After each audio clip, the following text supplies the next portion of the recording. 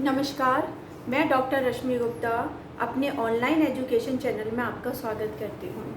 मेरा आज का टॉपिक है माहेश्वर सूत्र। जैसा कि नाम से पता चल रहा है, महेश यानी भगवान शिव, यानी कि इन सूत्रों की उत्पत्ति हमारे भगवान शिव ने की है। भगवान शिव ने जब तांडव नृत्य किया था तब इनकी उत्पत्ति हुई थी।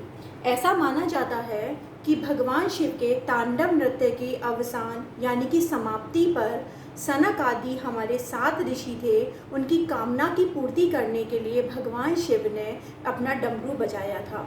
उन डमरू से 14 सूत्रों की उत्पत्ति हुई थी, जिनसे हमारी वर्णमाला बनी हुई थी। इसलिए व्याकरण सूत्रों का आदि प्रवर्तक भगवान शिव को माना जाता है। इन्हीं 14 सूत्रों को आधार बना करके महर्षि पाणिनि ने अष्टाध्यायी की रचना की थी।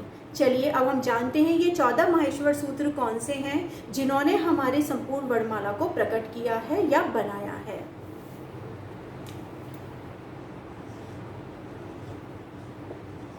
फर्स्ट है हमारा, ये प्रथम है हमारा आ ई ऊणा रील रे का। आप देखिए, मैं हर दोनों में जो लास्ट का वर्ण है उस पर हलंत लगा रही हूँ, क्योंकि आखिरी का जो वर्ण है वो आधा होता है और व्यंजन को आधा दिखाने के लिए हमें आखिरी वर्ण पर हमेशा हलंत लगाना होता है। इसलिए हम उनको बोलते हैं अ ई ऊणा, यानी कि जो आखिरी अक्षर है उसको हम बहुत आधा प्रोनाउंसिएशन करते हैं या आधा उच्चारित करते हैं। आ ई ऊणा रील रे का, ए ओंगा,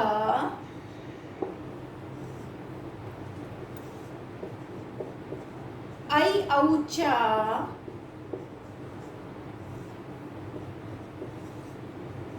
है वरटा,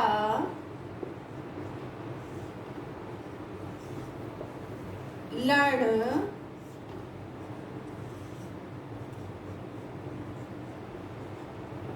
यमंगड़ नम,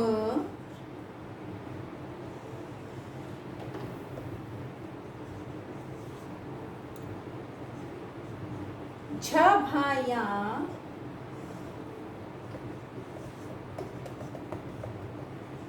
घड़ धश,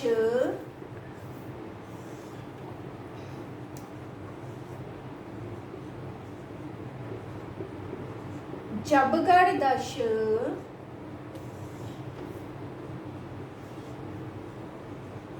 खफ, छठथ, चट,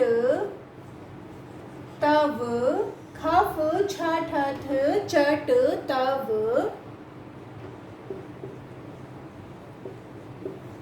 कपया,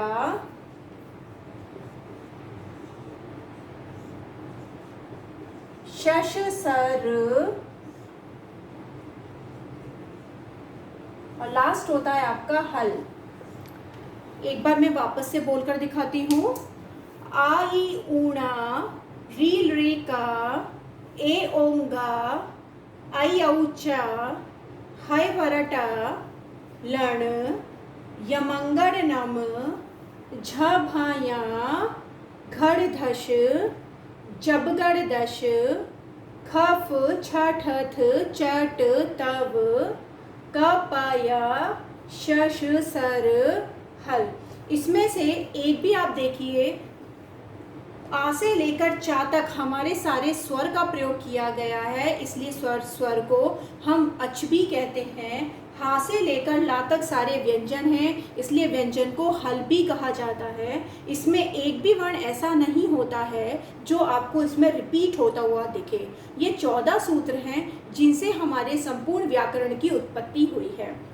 एक बात और, इन माहेश्वर सूत्रों को आधार बना करके महर्षि पाणिनि ने अष्टाध्यायी की रचना की थी, जैसा कि मैं प्रारंभ में बता चुकी हूँ। इन 14 सूत्रों से ही हमारे प्रत्याहार बनते हैं। प्रत्याहार का अर्थ होता है संक्षिप्तीकरण। संक्षिप्तीकरण मतलब संक्षिप्त में किसी बात को कहना, यानी कि इन 14 सूत्रों से हमारे 42 प्रत्याहार बने हैं। उनके बारे में अब हम आगे बात करते हैं।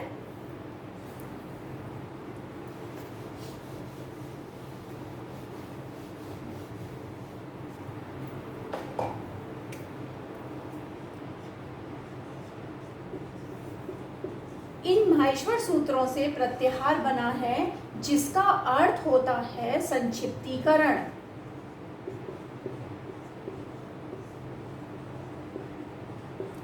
और ये प्रत्याहार जो होते हैं वो टोटल होते हैं आपके 42।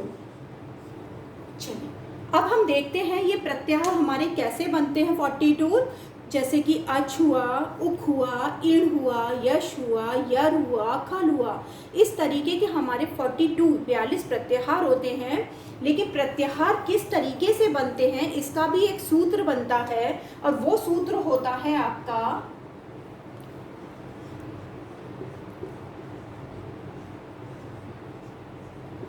आदिरंतेन संहिता।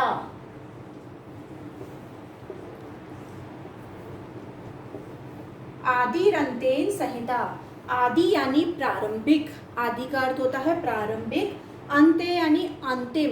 प्रारंभिक वर्ण अंतिम वर्ण के साथ मिलकर स्वयं अपना व अपने बीच के वर्णों का बोध कराता है, उसे हम प्रत्याहार कहते हैं।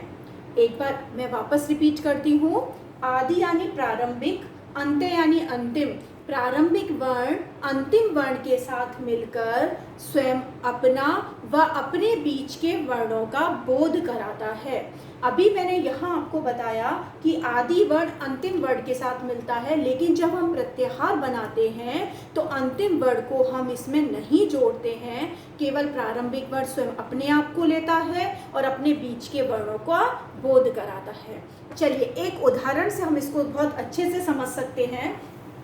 अभी मैंने आपको यहाँ 14 माहेश्वर सूत्र लिखकर दिखाए थे। अ, ई, ऊणा, रील, रेखा। मैं एक बार अगेन लिख रही हूँ आपको समझाने के लिए।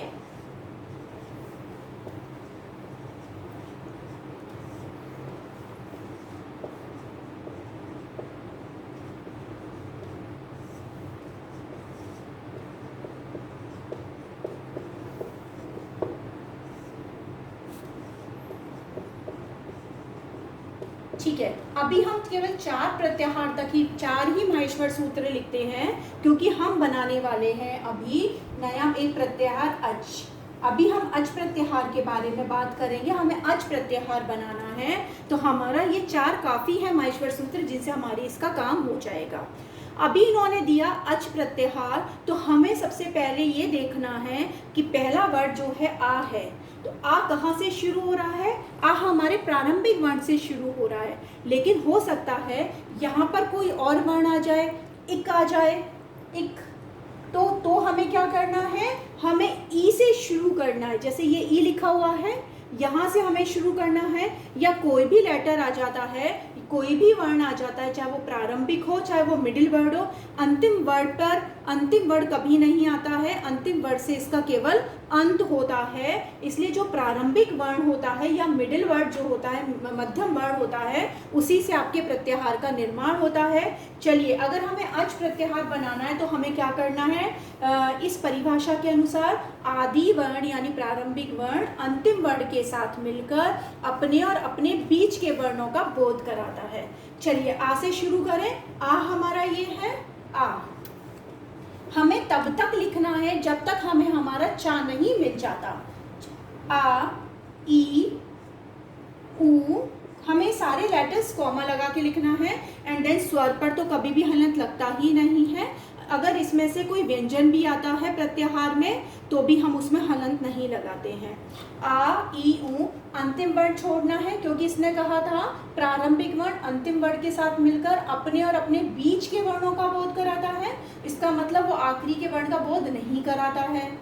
ठीक, अब सेकंड चलते हैं हम। लेकिन ये हमको सब चीज़ बिल्कुल क्रमानुसार ही रखनी है।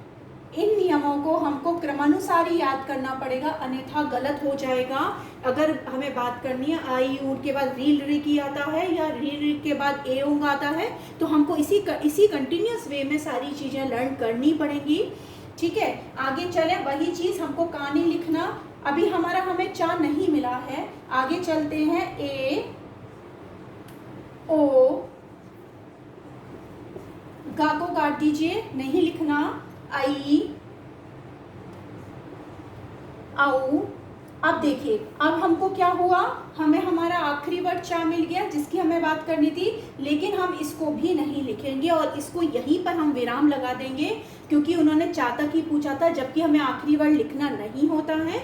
इसलिए हमने क्या किया, सबके आखिरी लेटर छोड़ दिए, नंबर से लिखना शुरू किया था। मैं आपको एक और एग्जाम्पल से इसको समझाती हूँ।